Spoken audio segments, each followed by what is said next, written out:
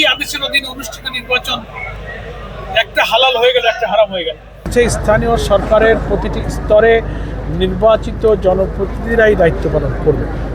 তো একটা নির্বাচিত সরকার আপনি গেলেন, আপনি পারলে ইলেকশন দিয়ে দিতেন, কিন্তু যেখানে প্রশাসক ছিল আপনি সেখানে আবার প্রশাসক দিলেন, এবং দিলেন তো আপনি নিজের দলের কথা বলেন। তাহলে দলীয়করণ আর দুর্নীতির বিরুদ্ধে রাজপথে রক্ত দিয়ে নিজেই তো সেই কামটাই করবেন। আপনি সাহস থাকলে ইলেকশন দিয়ে দিতেন। আবারও আমরা শুনতে পাচ্ছি যে উপজেলাতেও নাকি প্রশাসক দেওয়া হবে, ইতিমধ্যে জেলা পরিষদ আর সিটি কর্পোরেশন দিয়েছেন। এটা হচ্ছে জাতির কাছে দেওয়া কথা থেকে 180 ডিগ্রি ব্যাক করেছেন, একেবারে ইউটার্ন। এটা আমার মনে হয় from the very beginning of the government সরকারকে খুব ঠান্ডা মাথায় জাতির প্রতি দেওয়া প্রতিশ্রুতি দিয়ে সত্যকে স্বীকার করুন। জুলাই সনদে আপনারা স্বাক্ষর করেছিলেন, সেখানে যে অঙ্গীকারগুলো ছিল ফ্যাসিবাদ বিরোধী আন্দোলনে আমরা যারা রাজনীতি করে বেড়েছিলাম সবাই আমরা সেখানে স্বাক্ষর করি।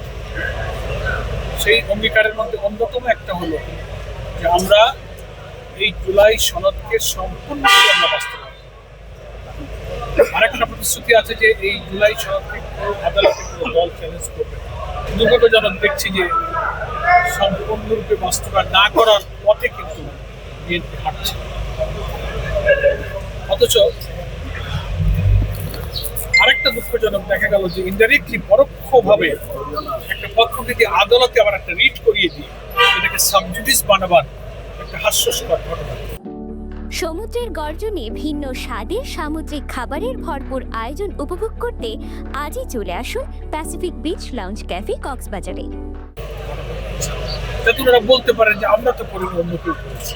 অথচ আমাদের কাছে ভিতরে তথ্য আছে। অ্যাটর্নি জেনারেল অফিসকে, অ্যাডভোকেটকে নানানভাবে ইনডাইরেক্টলি ইঙ্গিত করা হয়েছে এবং সরকারের পরোক্ষ মদদেই কিন্তু একই আদেশের অধীনে অনুষ্ঠিত নির্বাচন একটা হালাল হয়ে গেল, একটা হারাম হয়ে গেল। সংবিধান সংস্কার পরিষদের সদস্য হিসেবে আর পার্লামেন্ট মেম্বার হিসেবে দুইটা শপথ নেওয়ার কথা ছিল।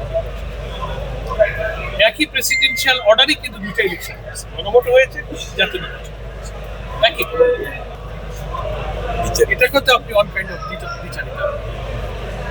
এটা থেকে ফিরে এসে আমি মনে করি জনগণকে আর কষ্ট না, কত আর রক্ত, কত আর আন্দোলন, কত আর রক্ত আপনারা সংবিধান সংস্কার করেছেন। শপথ দিন পার্লামেন্টে জুলাই জাতীয় সভকে লোকেরা প্রেসিডেন্সিয়াল অর্ডার গণভোটের মধ্য দিয়ে আইনি প্রক্রিয়ার শেষ জায়গা হলো সংবিধান সংস্কার করেছেন। সেখানে আপনারা এটা অনুমোদন করেন এবং সংবিধানের তফসিলে এটা আইন হিসেবে অন্তর্ভুক্ত করেন। এটাই এখন সংকট নিরসনের পর। তা না হলে Jamaat Islami committed to the people যে আমরা সবসময় কনস্ট্রাকটিভ এবং একটা রেসপন্সিবল অপোজিশন পার্টি হিসেবে সংসদের দায়িত্ব পালন করবো, রাজপথে